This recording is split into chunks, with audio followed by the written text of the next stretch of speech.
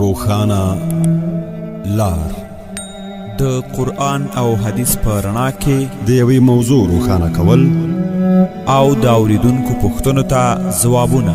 د ویلما ځنه سړی ځان منع کي تګ راتګ ورسره نه کوي نو ګناهګار خو پې نه دی. د ګناه په کار کې د چا سره مرسته مه کوئ، نیکۍ کار کې مرسته کوئ. ګاډي کې موس کېږي روان ګاډي کې. طلاق دی که هغه په رښتیاو کې وي او که په ټوکو کې وي. وړاندې کوونکی مفتی عبدالاحد خاکسار. له شنبې تر چهارشنبې د ماسپښین 1 بجه په 103.5 او 95.2 FM څپو. له شمشاد FM روښانه لار.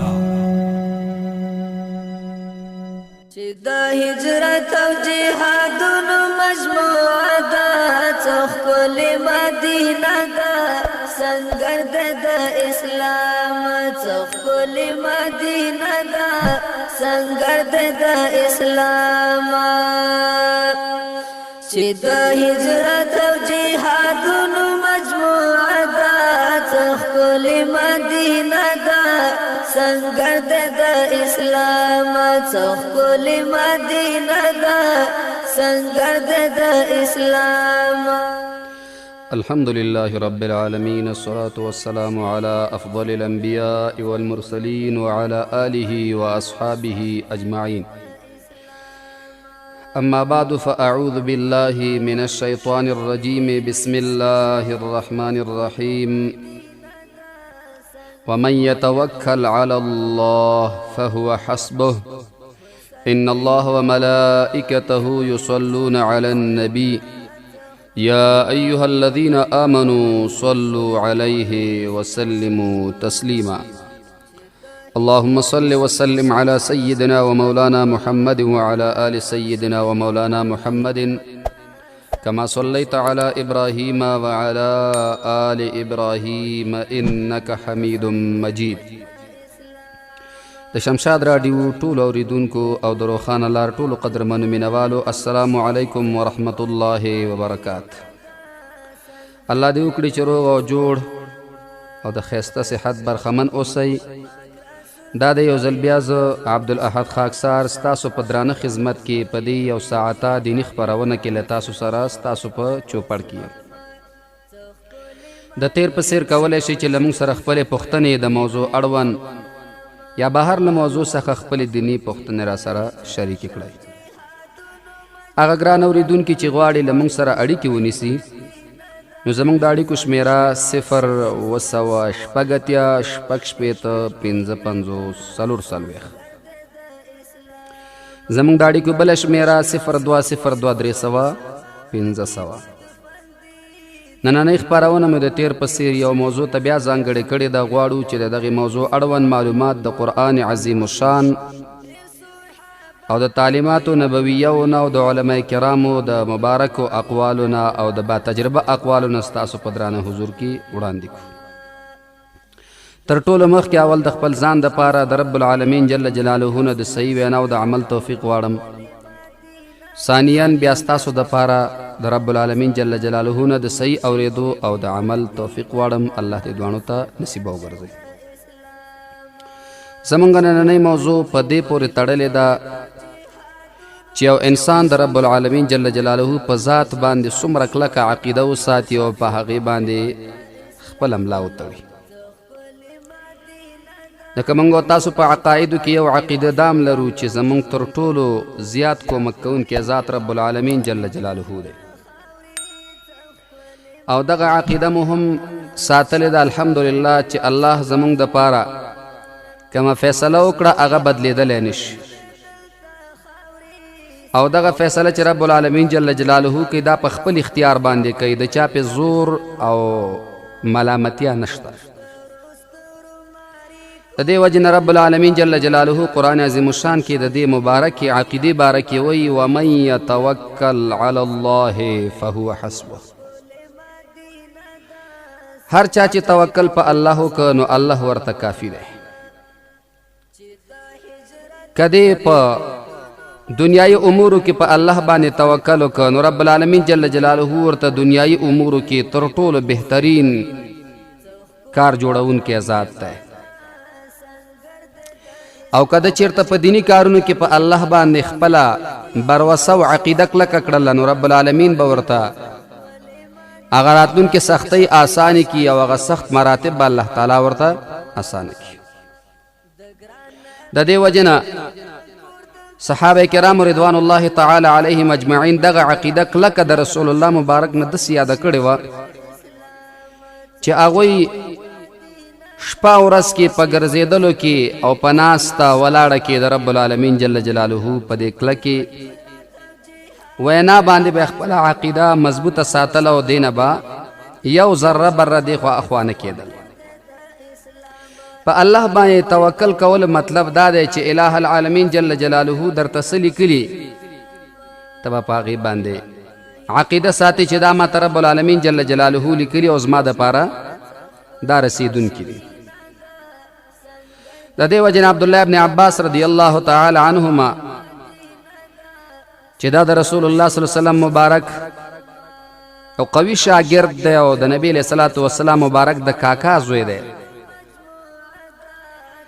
هغه مبارک فرمایي چې رسول الله مبارک فرمایل زما د امت نه به 80,000 کسان بغیر د حساب نه جنت ته داخل شي. الحمدلله 80,000 افراد 80,000 نفر بغیر د حساب نه الله تعالی بر سره حساب نه کوي جنت ته به داخل کی. صحابه کرام پوښتنه کوي یا رسول الله دا کم خلق دي کم بهترین خلق دي چې دوی د الہ العالمین جل جلاله په ذات کې دومره خپل عقیده کلکه کړې او کم یو عمل یې داسې ښایسته کړی چې رب العالمین ته دومره خوشحاله دی چې حساب کتاب هم ورسره نه کوي مګر جنت ته داخلوي. رسول الله مبارک وی دی به 3 قسمه اعمال کړي. دا به هغه قسم خلق وي چې نه سحر او جادو کړی وي. سحر او جادو مطلب دا چې نه به په بل مسلمان باندې جادو او منترې کړي کوډې به نه کړي په یو مسلمان باندې د هغې د کور دورانېدلو دپاره او د هغې د اتفاق ختمېدلو دپاره یا به د په خپله دغه کوډ یاد کړی نه وي ځکه حدیث مبارک کې رسول الله مبارک مطلق ذکر کړی. دویم دا هغه خلک دي چې بدفالي به نه نیوله. بدفالي موږ تاسو پیژنو بدشګون ورته وایي چې دا کار که داسې نه وی شوی نو دا به نه و شوی. دغه بدشګوني په اسلام کې ناروا ده. بعضې خلک هغې دا نظر لري چې کله څه تکلیف پرې راشي نو بیا آواز کوي چې نن به مې د کم بدبخته انسان په مخ باندې نظر لګېدلی چې زما دا ټوله ورځ خرابه ده. که دکانداري ونه شي نو هغه بیا دغه خبره کوي چې نن مې په کم انسان باندې نظر لګېدلی دی چې زما د دکان نه برکت لاړ. یا سبایی کې تنه قرض وغواړي نو دی ورته بیرته جواب کې دا وایي چې سبایی وخته دی قرض سره نه کوم بیا مې ټوله ورځ په قرض رواني. دا بدفالي ده بدشګوني ده دا په اسلام کې ناروا دی. دریم صفت به دا وي چې په خپلو ټولو کارونو کې یوازې د رب العالمین جل جلاله په ذات باندې توکل کوي. د الله په ذات باندې خپل عقیده کلکه کړي که په ده باندې هر قسم تکلیف راشي مګر دی د الہ العالمین په ذات باندې داسې کلکه عقیده لري چې د چا پروا نه کوي نه د دنیایي امورو نه متاثره کیږي او نه د دنیایي حالاتو نه. د دې انسان په عقیده کې فرق راځي نه د دې په ژوند کې فرق راځي. رسول الله مبارک فرمایي دغسې قسم 80,000 خلک به بغیر د حساب ده رب العالمین جنت ته ورداخل کی. هر یو کافر د دلته خاوري سرخ کول مدینه دا سنگر د اسلام دستر ماری کو یو نمونه دا سرخ کول مدینه. همدغسې نبی پاک صلی الله علیه و آله وسلم مبارک په بل حدیث مبارک کې فرمایي چې تر ټولو قوي انسان څوک دی نو بیا د هغې تشریح ورته رسول الله صلی الله علیه وسلم مبارک خپله کوي. هغه مبارک فرمایي چې ای صحابه کرامو په تاسو کې څوک دا خبره خوښوي چې هغه تر ټولو پیاوړی او قوي وي؟ صحابه وایي یا رسول الله ټولې دا خوښوي چې هغه انسان پیاوړی وي، قوي وي. نبی پاک صلی الله علیه وسلم مبارک فرمایي باید چې هغه انسان په الله باندې توکل وکړي. کم انسان چې په الله باندې توکل کوي دا انسان تر ټولو خلکو قوي دی. ځکه قوي دی چې قوي ذات پورې ځان وتړه او د هغې ذات نه د خیر او شر تمه وکړه. دویمه خبره کوي او چاته چې دا خوښه وي چې د هغې ټول انسانیت نه عزت ډیر وي او خلک د دې عزت وکړي، د خلکو په نس کې عزتمن راشي، دا انسان د تقوا وکړي. تقوادار انسان تر ټولو عزتمن انسان دی. د رب العالمین جل جلاله په دربار کې ډېر اهمیت لري. اگر که تقوادار انسان خلکو ته هر قسم ښکاري، مگر نبی پاک صلی الله علیه وسلم فرمایي چې کوم انسان تقوا کوي نو رب العالمین جل جلاله با هغه د ټولو انسانانو نه عزتمن جوړ کړي. د دې وجې نه قرآن عظیم الشان کې رب العالمین جل جلاله پخپله فرمایي ان اکرمکم عند الله اتقاکم. په تاسو کې بهترین انسان هغه دی چې دی تقوا کوي. تقوا د الله ډېر خوښ دی. تقوا د انسان دپاره د دنیا او د آخرت د کامیابۍ ذریعه ده. د تقوا سره الله تعالی د انسان سره د روزي او د رزق وعده کړې ده. ومن یتوکل علی الله فهو حسبه. الله وایي چا چې په ما توکل وکړه زه ورته کافي یم. ومن یتق الله یجعل له مخرجا ویرزقه من حیث لا یحتسب. الله فرمایي څوک چې په ما باندې توکل کوي د داسې ځای نه به ورته رزق ورکم دی به پوهېږم نه، مګر زه به ورته رزق ورکم، په رزق کې به ورته برکت واچوم. رب العالمین فرمایي دا زما کار دی. زه به د دې انسان عزت د ټول انسانیت نه اعلی او پورته کم، ولې چې د تقوا اختیار کړه.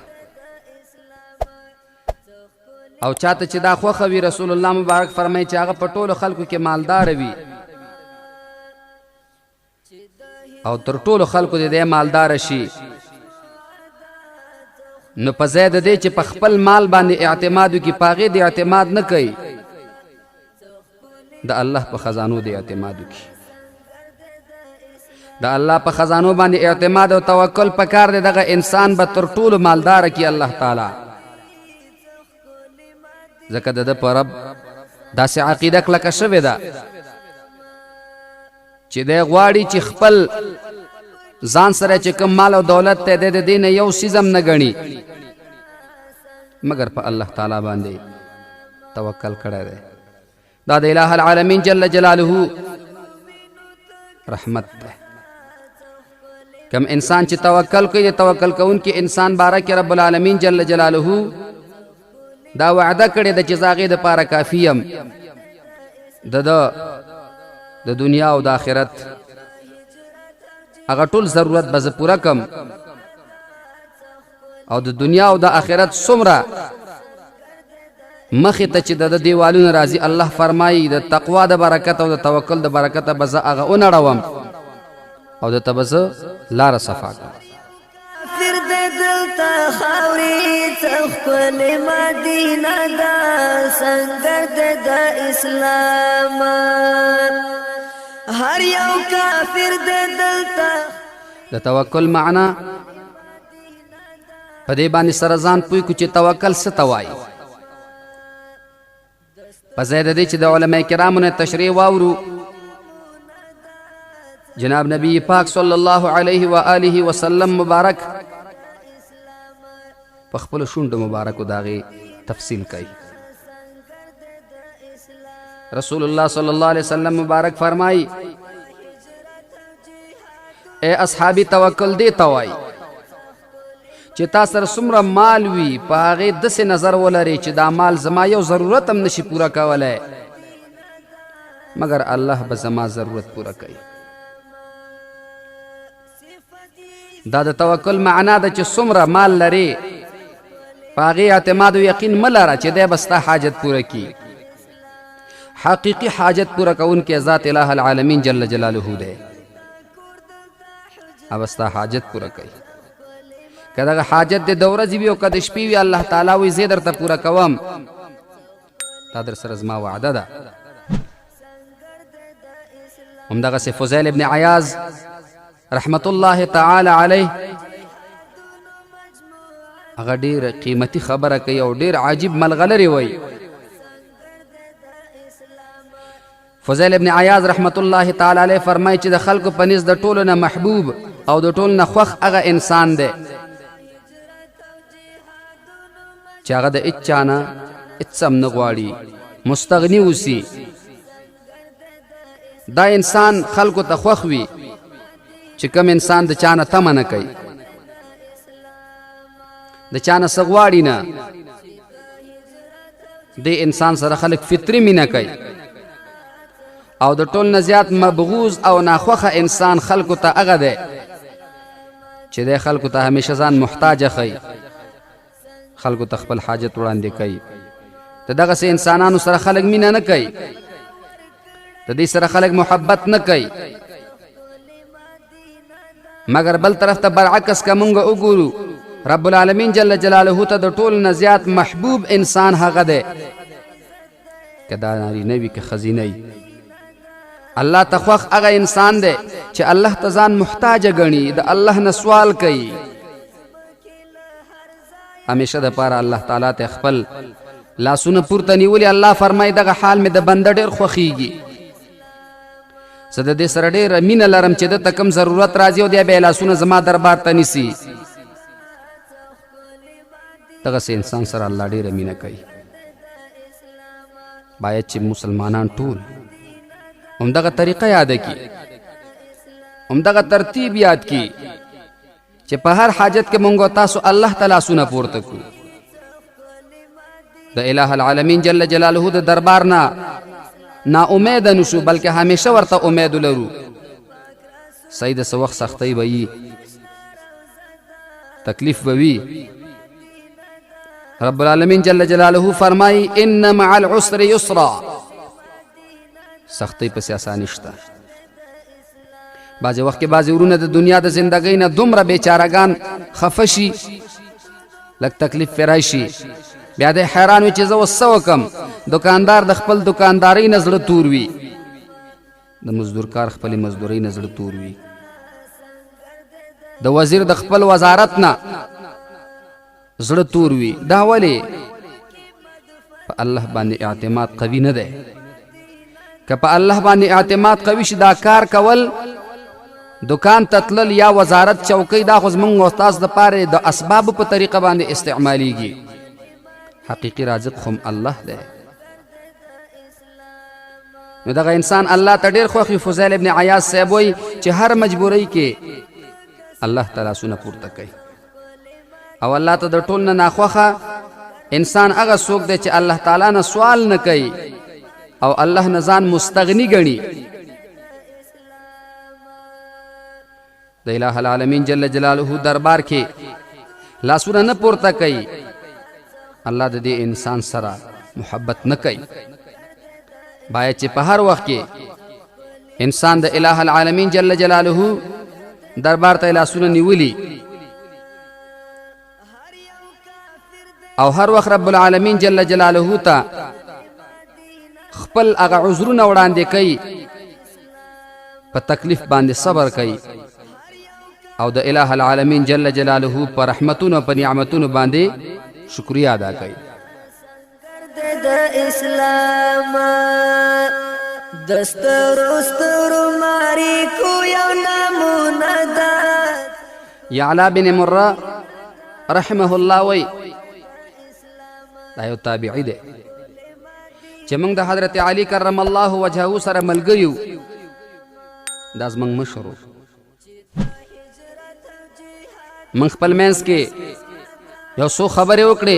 خبرې دا وې چې موږ ویلې امیر المؤمنین حضرت علی کرم الله وجهه حفاظت کول پکار دي. حسنه چې څوک ورته تکلیف یا ضرر ورسوي. وجه دا وه چې دغه جنگي مراحلو د جنگونو وختو موږ ویلې چې امیر المؤمنین حضرت علی کرم الله وجهه ته څوک تکلیف ورنکي. موږ خپل کې دا خبرې کولې. دغه دوران کې حضرت علی کرم الله وجهه د خپل کور نه بیرون راغی. دروازې نه چې کله بیرون راغی نو زموږ نه پوښتنه وکړه یا علا بن مره تاسو څه ویلې؟ موږ ورته جواب ورکړه امیر المؤمنین ستاسو د حفاظت او ستاسو د ساتنې دپاره مو مشوره کوله چې څوک تکلیف درنه کي. امیر المؤمنین حضرت علی کرم الله وجهه فرمایل اے ملګرو تاسو زما حفاظت د اسمان والاو نه کوئ او که د ځمکې والاو نه مې حفاظت کوئ. امیر المؤمنین چې کله دا پوښتنه وکړه موږ ورته جواب کې ویل یا امیر المؤمنین د ځمکې والاو نه حفاظت کوو د اسمان والاو نه خو امکان نه لري. ځکه د اسمان د طرف نه چې عذاب راشي نو انسان به څه دفع کي. د ځمکې د انسانانو د ضرر نه خبره کوله. نو امیر المؤمنین حضرت علی صاحب وفرمایل چې په ځمکه کې هیڅ یو څیز نه واقع کیږي، هیڅ یوه خبره نه کیږي تر څو چې په اسمان کې الله د هغې فیصله ونه کړي. او په هر انسان الله تعالی دوه د حفاظت فرښتې مقرر کړي دي. کله چې الله تعالی چاته د څه فیصله وکړي نو دغې فیصلې نه الله تعالی تقدیر جوړ کړي. او کله چې د تقدیر فیصله راشي نو فرښتې د انسان نه جدا شي. الله تعالی چې څه ولیکي نو فرښتې جدا شي، هغې نه تقدیر جوړ شي. کله چې فرښتې جدا شي نو وایي که زما په حقله الله څنګه فیصله وکړي د اسمان د طرف نه هغه به ما ته رارسیږي، نو ستاسو دا فیصله چې د ځمکې والاو نه مې ساتئ نو دا بې ځایه ده. ای ابو یعلا تر څو چې زما حفاظت د اسمان والاو نه ونه کوي ستاسو دغه حفاظت قوي نه دی او دا حفاظت تاسو کولی نه شئ چې د اسمان والاو نه محفوظ کوي. نو تاسو ما پرېږدئ د رب العالمین جل جلاله فیصلو ته. عبادت کوئ، زما د حفاظت غم مه کوئ چې رب العالمین ما ته څه لیکلي هغه به ما ته رارسیږي. دې ته وایي د الله تعالی په ذات باندې توکل. باید چې موږ تاسو مسلمانان ټول دغسې د اله العالمین جل جلاله په ذات با برکت باندې توکل وکړو او د اله العالمین جل جلاله د طرف نه د خیر امید ولرو د الله تعالی نه دعاګانې وکړو. رب العالمین دې زموږ او ستاسو عقیدې کلکې کړي او الله تعالی دې زموږ او ستاسو توکل د رب العالمین جل جلاله په ذات باندې کلک کړي. مدفن دی تخکل مدینه دا سنگر د اسلام د شهداو پسرو وینو ته کسره دا تخکل مدینه دا سنگر د اسلام. فهمي د لپکتیا څخه موږ سره اړیکه نیولې وه. پوښتنه دا وه چې یو انسان د رسول الله صلی الله علیه وسلم مبارک په شان کې کمزا کوي او بیا وایي چې ما ته پیر صاحب ویلي که ته پیغمبر ته کمزا کوې یا علماو ته کمزا کوې نو په دې کې ستا دپاره موږ شفاعت کوو په ورځ د قیامت کې. ګران اورور زمونږ ټول علماء کرام په دې متفق دي چې یو انسان د رسول الله صلی الله علیه وسلم مبارک په شان کې ګستاخي وکړي یا ورته کمزا وکړي دا سړی په دې باندې مرتد دی، دا واجب القتل دی. خو قتل به د دې حکومت کوي، عام خلکو ته اجازه علما په دې نه ورکوي چې بیا فسادونه جوړیږي نو بیا به ترې نه هغه به ستاسو خپلوانو کې مړی وکړي او تاسو د هغې کې نو بیا به لانجه جوړه شي. خو دغسې کس ته زموږ علما کرام بلا شک بلا شبهې مرتد وایي او د واجب القتل ګڼي. دا علامه شامی رحمت الله علیه په جلد 4 صفحه نمبر 214 کې ذکر کړی دی. حافظ ابن تیمیه رحمه الله په مدغه خبره باندې مستقله رساله لیکلې ده او په دې رساله کې هم د احنافونه د دې سړي قتل واجب ذکر کړی او نقل کړی چې علماء کرام وایي چې د دې قتلول پکار دي. او علامه ابن عابدین شامی رحمه الله په دې موضوع باندې یو ځانګړې رساله لیکلې ده. په همدغه رساله کې تفصیل سره بحث کړی دی او دا رساله په مجموع رسائل د ابن عابدین کې هم شایع شوی. حتی چې دغه سي انسان د ټولو علماء کرامو په نسبت باندې واجب القتل دی. دا د امامانو په نسبت باندې متفق علیه فیصله ده. خو بیا یو ځل تکراروم چې دا د عام خلکو کار نه دی چې هغه د قتلول تلاس واچي، دا به د حکومت په لاس کې وي. نو دغه سي خلکو سره ناسته پاسته حرام ده. دی سره کینی ما مگر که یو عالم سره د پاره خبرو د پاره کینی نو هغه جدا مسئله ده. داخله عام مسلمان دی چې داسې شوی بیرته اورېدلی دی، بلکې که چېرته ذمي کافر وي چې هغې دلته امن اغوستی وي د هغې عهد او واده دې سره ماتیږي. علما کرامو په دې خبرې کړي دي. ابن حمام رحمه الله هغه د دې په حق له داسې وایي چې د دې وعده ماته شوله چې کومه وعده ورسره شوې وه. دویمه پوښتنه دې ورور کړې وه چې یو سړی داسې وایي چې که زه په مونځ مسلمانېږم نه د مسلمانېږم او روجې ته د صحت نقصان وایي او زکات ورکول دا وایي چې نیستي راوړي. د دې په حق له زمونږ فقهای کرامو لیکلي چې د ضروریاتو د دین نه انکار کول کفر دی. که یو نم انکار وکړي روجه ده، مثال مونځ دی او دغه الفاظ د هم د ارتداد دي، په دې سره دی مرتد کیږي. علامه شانور شاه کشمیری رحمت الله علیه په دې مستقله رساله لیکلې د اکفار الملحدین صفحه نمبر 121 کې هغه داسې ذکر کړي چې په داسې وینا سړی د اسلام نه خارجيږي. نو باید چې دغسې خلکو سره ناسته پاسته ونشي. مریم خور له خیرخانې څخه زموږ سره اړیکه نیولې وه. پوښتنه یې دا وه چې زما خاوند بېنمازه هم دی، کنځلې هم کوي او بد اخلاقي هم کوي، که څه وظیفه راته وښیي. اول وظیفه که چیرته تاسو کوئ نو د هر فرض مانځه پسې 3 دفعې دغه دعا وایي: ربنا هب لنا من ازواجنا وذریاتنا قرة اعین وجعلنا للمتقین اماما. او یا د جمعې مبارکې په شپه باندې 10 دفعې د الله په نومونو کې نوم دی یا ودودو دا ووایه او شودو باندې دم که او هغه شودې ور باندې اوس کوه. 40 شپې به دغسې عمل تر سره کې محبت به در سره پیدا شي. او بالماضي خو ځان ته دا یو ناروا عمل دی چې دې ته په قرآن عظیم الشان کې رب العالمین جل جلاله فرمایي: فویل للمصلین الذین هم عن صلاتهم ساهون. د هغې لمونځ کوونکو دپاره تباهي ده چې خپل مانځنه په غفلت کې لوېدلي دي. نو دا هم یقینا لویه بدبختي ده. او چې کنځلې هم کوي نو کنځلې خو هم په خپله بده خبره ده. حدیث مبارک کې د عمل ته فسق ویلی شوی دی. د مسلمان سپکاوی فسق دی او قتل کفر دی. رسول الله مبارک فرمایي. متفق علیه روایت ته مشکات شریف هم ذکر کړی دی په صفحه نمبر 411 کې باب حفظ اللسان والغیبه. نو باید چې په دغې بد اخلاقی چې دی مصروفه دی د دې نه دی توبه وباسي. خو تا ته خور کوي دا نصیحت دی چې ته صبر کوه او دعاګانې کوه چې رب العالمین جل جلاله ورته هدایت ور نصیب کړي. لقمان قلمیار ور پوښتنه کړې وه چې مسجد کې نسوار اچول یا دنیاوي خبرې کول څنګه دي؟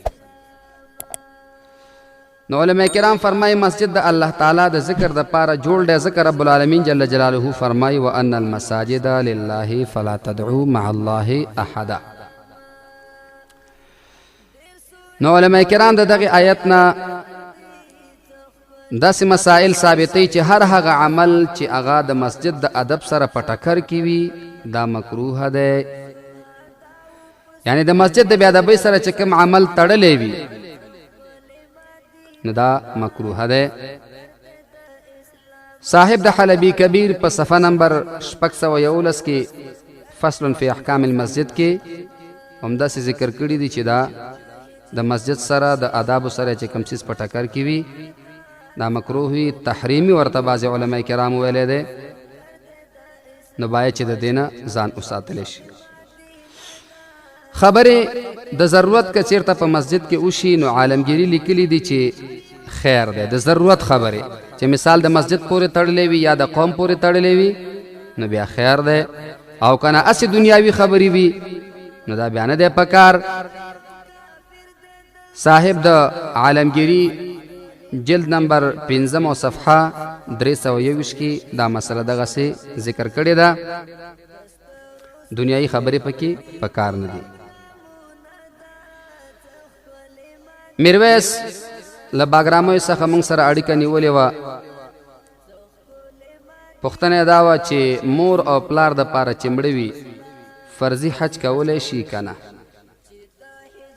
او دویمه پوښتنه دا وه چې زوم ته زکات ورکولی شي که نه.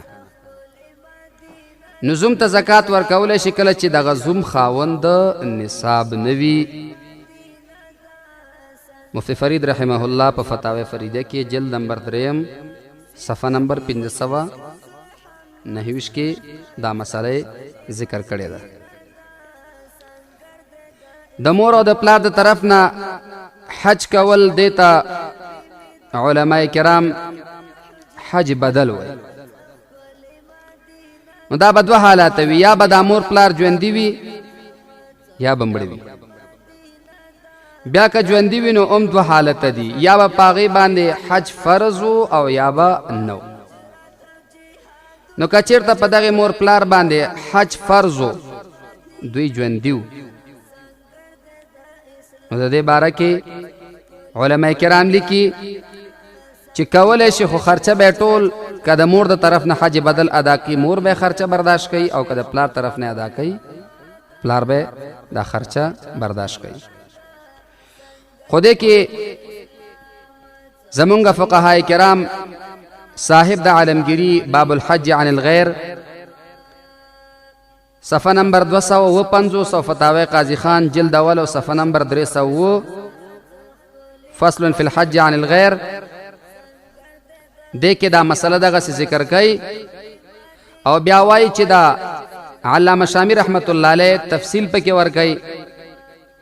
هغه وایي چې څوک د چا د طرف نه چې بیا حج ادا کوي د دغې خرچه او پیسې به همغه سړی ورکوي د چا د طرف نه چې د حج ادا کوي.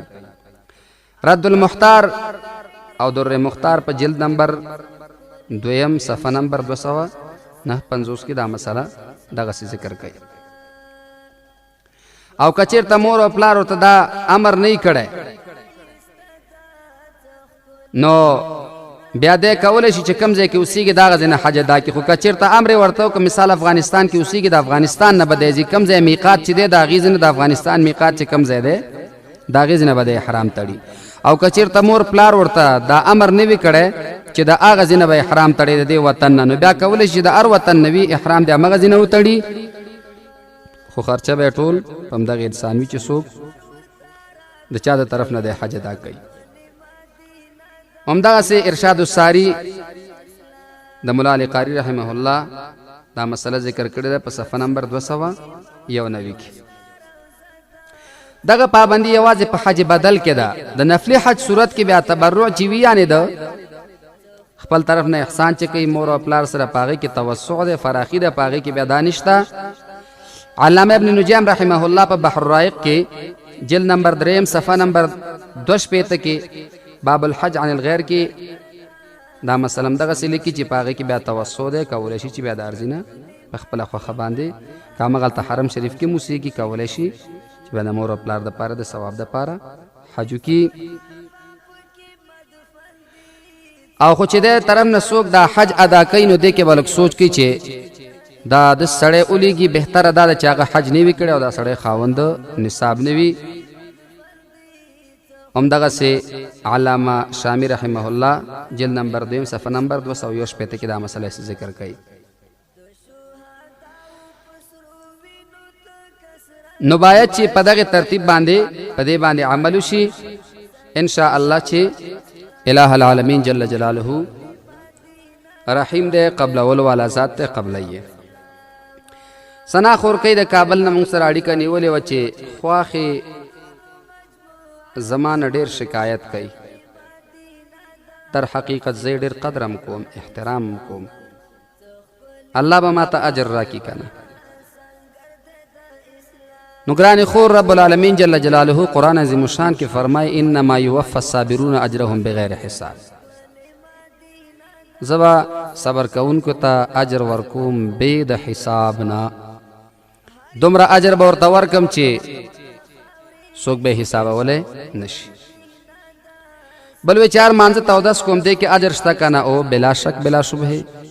خو داسې کوه چې اودسو کې په هغې یو مونځ کوه، هغې نه بعد بیا بل اودس کوه. که داسې چې اودس دې کړی مونځ دې نه دی کړی بیا دوباره اودس کوي، نو بعضې علما دا اسراف کې شماري. باید چې اودسو کې په هغې کې عبادت وشي. بصیر جان ورور د کلکانو نه موږ سره اړیکه نیوله چې غسل په حقله معلومات نه. په غسل کې 3 فرایض دي ګرانه ورور. خولې ته اوبه اچول، پوزې ته اچول او په ټول بدن باندې یو ځل اوبه اچول چې د بدن هر ځای ته ورسوي. بیا پکې سنت 3 دفعې خولې ته اوبه اچول، 3 دفعې پوزې ته او 3 دفعې په ټول بدن باندې. اول به په ښي طرف باندې شروع کړي، په ښي طرف مخ باندې، سر باندې، په ښي لاس باندې، بیا به په چپه طرف باندې. داغه سنت ته نو باید چې دې ته سوچو شي مخکې د غسل نه باید چې اودس وشي. دا سنت دی د غسل. بله دا ده چې بشیر جان رور د مکرویانو څخه هغې پوښتنه کړې وه چې مانځه 2 رکعتونو کې یو صورت سړی ویلی شي که نه غیر د قل هو نه؟ وویلی شي، خو بهتره دا ده چې دغه ورور دی بل صورت یاد کړي. مونځ خو یې پې کېږي مګر چې بل صورت یاد کړي. وفا خور کوي هغې پوښتنه وکړه خو پوښتنه نیمه وه. انشاءالله چې پوښتنه به همداسې وه. هغه وایي چې زه تهجد ته پاسېږم، یوازې ځان ته چې پاسېږم نو بیا ډارېږم چې خویندې مې پاسي موږ ته وایي چې موږ د خوب نه مه وباسه، زموږ خوب دې خراب کړه. نو خور کوي داسې مه کوه چې خلک د مونځ نه د وجې نه د هغې خوب ته نقصان ورکړي. دا نفلی عبادت دی، نفلی عبادت کې په چا باندې زور نه وي. نو باید چې هغه خویندې دې ستا سره په دې کې ملاتړ وکړي او هغې هم پاسېږي. خو که چېرته تکلیف درته جوړېږي نو بیا خویندو ته تکلیف مه ورکوه. بل مبارز له قره باغ څخه موږ سره اړیکه نیولې وه. و چې مخ قبلې ته خپې اوږدول دا څنګه دي؟ د قبلې احترام پکار دی، د هغې ادب پکار دی. قبلې طرف ته خپې کول نه دي پکار، ځکه دغه طرف زموږ او ستاسو د عزت او احترام دی. دغې طرف ته موږ او تاسو سجده لګو. باقي مو پر رب العالمین جل جلاله سپارم. السلام علیکم ورحمت الله وبرکاته. مصری سر پسل گویما و می غواړه ځان تاسو ډک له ګناهو یما یا نبی سلطان. سترګې مصری سر پسل گویما و می غواړه ځان تاسو ډک له ګناهو یما یا نبی سلطان. سترګې مصری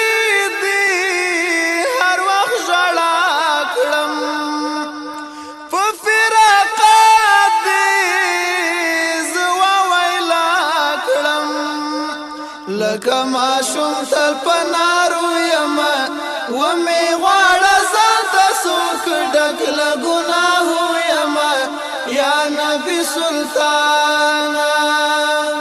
سترګې مصری سر پسل گو یما و می غواړه ځان تاسو ډک له ګناهو یما یا نبی سلطان.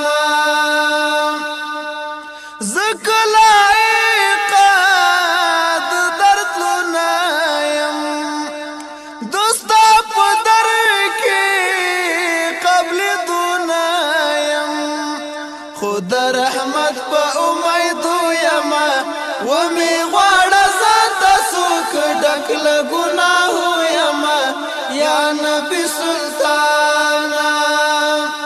سترګې مصری سر پسل گو یما و می غواړه ځان تاسو ډک له ګناهو یما یا نبی سلطان. بدن می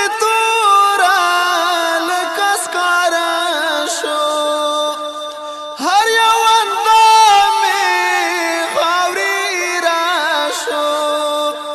سوی د هجر پلنګو یما ومی غواړه ځان ته څوک ډک له ګناهو یما یا نبی سلطانا سترګې مې سرې سر په سلګو یما ومی غواړه ځان ته څوک ډک له ګناهو یما یا نبی سلطانا